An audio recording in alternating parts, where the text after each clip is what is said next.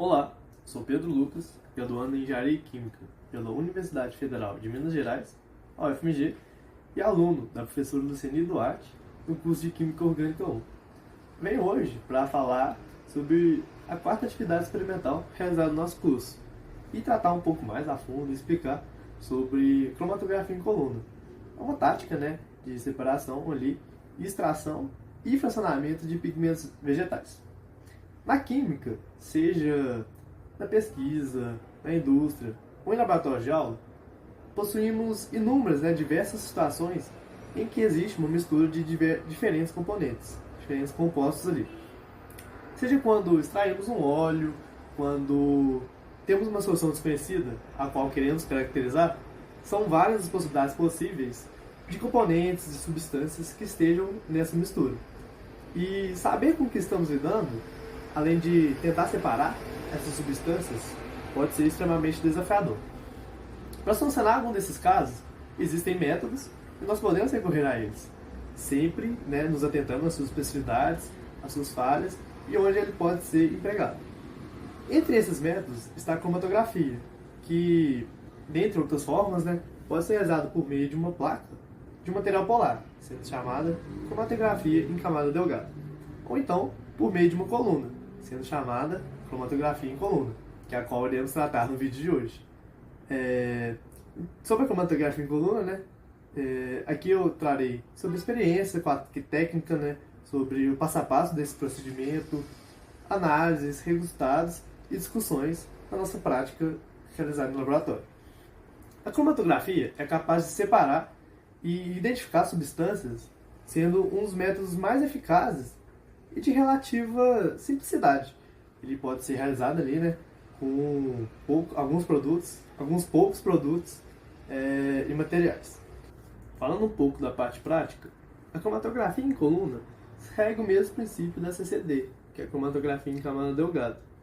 As duas diferenciam-se apenas porque a em coluna realiza-se de maneira descendente, utilizando a gravidade como aliada. Então, o objetivo geral, o objetivo maior dessa prática foi introduzir a nós alunos a técnica de cromatografia em coluna, além de extrair os pigmentos vegetais das folhas de espinafre e separá-los, fracioná-los por meio da cromatografia em coluna. Para realizar-se a ACC, primeiramente nós realizamos a preparação do extrato de espinafre e foi feita a montagem da coluna utilizando hexano como eluente. O hexano é um eluente polar e a polaridade do solvente utilizado afeta diretamente a diluição. Ou seja, a polaridade do solvente pode ser aumentada gradualmente para separar componentes e substâncias mais polares ou manter constante durante todo o processo de diluição. O hexano, por exemplo, é um eluente extremamente apolar. Ele pode ser aumentado sua polaridade gradativamente. Cloroformo é um outro eluente utilizado, pode aumentar a polaridade passando para acetona, etanol, metanol e por fim água. Isso afeta a velocidade que a cromatografia ocorre. Então, para adentrar na parte prática de fato, eu irei expor aqui as propriedades fisicoquímicas dos reagentes e dos produtos, os fluxogramas de cada etapa da cromatografia realizada e o material utilizado nessa atividade prática, explicando cada etapa cuidadosamente. Para realizar a cromatografia e a dissolução em coluna, será utilizado os seguintes materiais, as seguintes vidrarias. Na coluna em torneira será realizada a separação entre o beta-caroteno e a clorofila do espinafre. O algodão serve como tampão, ali um empacotador, papel absorvente para secarmos as folhas de espinafre, a pipeta para adicionar-se os eluentes, becres e arlemais para guardar as soluções aquosas, e uma varilha com pistilo para preparar o extrato de espinafre. Na montagem também será utilizado um suporte metálico, juntamente com garras e mufas para prender as colunas com torneira, funil como apoio para colocar as substâncias em determinada vidraria e o bastão para mexermos e ajudar tanto na compactação e no empacotamento da sílica e do algodão, de forma a servir como um filtro do eluato, evitando compactação e bolhas. espátula para transferência do material, bico de bunsen, tripé e tela de amianto para se extrair o pigmento vegetal do espinafre e, por fim, provetas para transferência de líquido também. Já dentro dos reagentes, temos esses reagentes aí: espinafre, sílica gel 60, acetona, hexano e água destilada. Agora eu passarei um slide com as propriedades físico-químicas dos reagentes e dos produtos, né, que é o caroteno e a clorofila, com ponto de fusão, ebulição, densidade, solubilidade em água, forma molecular e o seu aspecto, para que possamos trabalhar cientes do que trata cada produto. Adentrando na parte experimental, para primeiramente empacotamento da coluna, fixou-se, né, a coluna de vidro verticalmente em um conjunto de suporte, fechou-se a torneira e transferiu-se cerca de 10 ml de hexano, além de introduzir um pequeno chumaço de algodão até a conexão do corpo do tubo com a torneira. Após isso, foi feita, né, e adicionada uma suspensão contendo cerca de 5 gramas de sílica e 5 gramas de hexano, que é comumente chamada, né, apelidada nos laboratórios como a técnica de fazer farofa. O ponto que a sílica deve ficar é um ponto mais fluido, que logo será transferido, né, a suspensão juntamente com o solvente para a coluna cromatográfica, utilizando-se a ajuda de um funil ou do bastão de vidro. Essa adição deve ocorrer da forma mais contínua possível, evitando que se formem bolhas no exterior da coluna, e pode ser utilizado até o bastãozinho de vidro para dar umas batidinhas por fora da coluna, a fim, né, de evitar que essas bolhas se formem.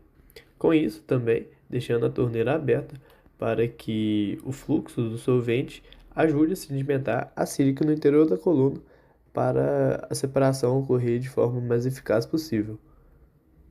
Nessa parte é extremamente importante levar em consideração e prestar atenção para que sempre haja solvente acima da coluna, ou seja, não deve se deixar a coluna secar e no momento dessa compactação, desse empacotamento.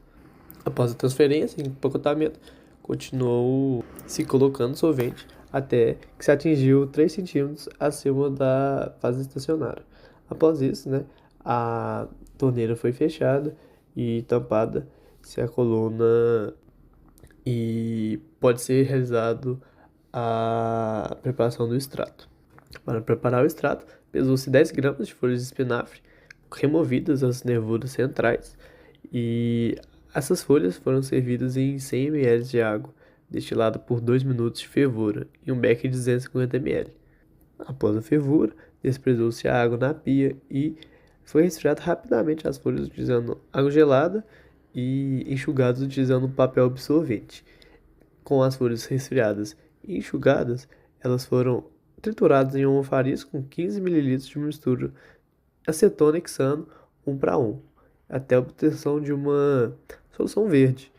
Transferiu-se a solução para o becker pequeno, adicionou-se aproximadamente 2 pontas de espátula de sílica após a trituração da hemofariz e transferir-se nesse becker a fim de se incorporar ao extrato. Após isso, deixou-se o solvente secar completamente e, para isso, colocou um becker e uma manta agitando sempre para não projetar. A mistura de hexano e acetona foi utilizada no trituramento do espinafre a fim, né, de extrair os compostos apolares e poucos polares do espinafre e eles ficarem dispostos no extrato. Além de que essa mistura de solventes tem características hidrofóbicas, porque o hexano é um solvente de baixa polaridade, imiscível em água, e a solução extratora é secada com adição de sílica. Com isso, temos o extrato vegetal. Aqui eu colocarei algumas fotos da obtenção, né, do nosso extrato vegetal. Por fim, foi realizada a eluição em si própria, né, na coluna cromatográfica, ao adicionar-se com a torneira ainda fechada o extrato no topo da coluna, com a ajuda de um funil de haste longa, adicionou-se um pouco de hexano na parede da coluna, utilizando a própria pipeta, de modo que se lave a parede da coluna cromatográfica. Após isso, foi adicionado mais hexano, né, diluente, para que o extrato adentre-se na coluna e comece a fazer a sua diluição, até que o hexano se atingisse 5 centímetros acima do topo da coluna. Aí, com isso feito, foi aberta novamente a torneira até que a diluição começou a proceder-se e o solvente já começou a ser recolhido do frasco 1. Na primeira fração, observou-se que uma solução amarela desceu da banda e se encontrou mais próximo do bico da torneira, além de que foi coletado, na primeira fração, né, novamente, um hexano, mais algumas impurezas. Como está disposto na foto a seguir, observamos que uma banda amarela desceu do extrato e está sendo recolhida uma solução incolor.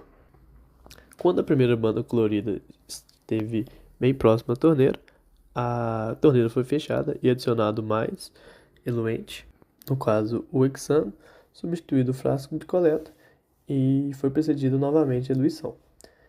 Na segunda fração, coletou-se uma solução amarela, mais apolar, já que saiu primeiramente, né, sobrando apenas a banda verde e o eluente. Para a terceira fração, adicionou-se acetona como eluente. Logo que a acetona foi adicionada e a torneira aberta, a banda verde desceu. E no frasco coletor 3 foi coletado acetona e novamente mais algumas impurezas, agora um pouco mais polares, que foram carregadas. Substituiu-se o frasco coletor novamente e transferiu-se todas as frações recolhidas, dispostas, né, ao lado, para, enfim, recolher a segunda banda colorida, que é a fração quarto. Nessa última fração, coletamos todo o componente polar, mais o eluente acetona, né, que ainda estava presente na eluição, no frasco 4. Então, obteve-se uma solução verde, como está disposto nas fotos a seguir, que demonstra toda a parte de carregamento, de adsorção e recolhimento da solução verde. Após isso, é possível comparar as cores dos eluatos obtidos, transferir, né, todas as frações recolhidas para frascos devidamente identificados e começarmos a nossa análise. Após, né, obviamente, lavar e guardar todo o material e deixar em local indicado. Aqui está uma disposição final dos frascos e coletas recolhidas por mim e por Rafael no experimento realizado. Como podemos ver, no frasco 1, uma solução incolor, puramente hexano e algumas impurezas. No frasco 2, levemente amarela, coloração, indicando beta-caroteno. No 3, novamente, uma coloração um pouco transparente, um pouco turva, já que contém acetona e alguns resquícios de caroteno e possivelmente hexano. E na última fração, a banda verde, que indica clorofila. Para se fazer a análise e discussão sobre o experimento, é necessário que se fale de polaridade. Como o primeiro componente que saiu foi o amarelo, ou seja, o beta-caroteno, é possível concluir que ele é um mais apolar que o verde, que é a clorofila. Portanto, a interação ali com a sílica acaba sendo mais fraca e o eluente consegue arrastar, o hexano, no caso, consegue arrastar esse primeiro banda com mais facilidade, porque a interação apolar-apolar quebra as interações e a adsorção, né, do caroteno, que é mais apolar, com a sílica, que é mais polar. Isso a gente pode ver nas fotos, né, das estruturas moleculares de cada composto, que eu vou colocar aqui para fechar a nossa análise. Portanto, a interação com a sílica é mais fraca, é menor, então o caroteno ou moléculas apolares acabam sendo arrastadas mais facilmente. Analisando, né, as estruturas, é possível comparar esses dois compostos de acordo com a sua polaridade. Clorofila mais polar por conta de um grupo Mg2+, em sua composição, que acaba ionizando, né? É um cátion ali no meio que acaba polarizando essa solução. O caroteno tem uma cadeia longa de hidrocarbonetos, então ela acaba sendo mais apolar. Aí é que está também a semelhança entre as duas cromatografias, né? É uma questão de fase móvel e fase estacionária, e a facilidade da fase móvel de quebrar, de romper as interações ali do eloato com a fase estacionária, que no caso é a sílica, e na cromatografia em camada delgada também foi a placa de sílica, dessa vez foi a sílica em gel dentro do coluna cromatográfica.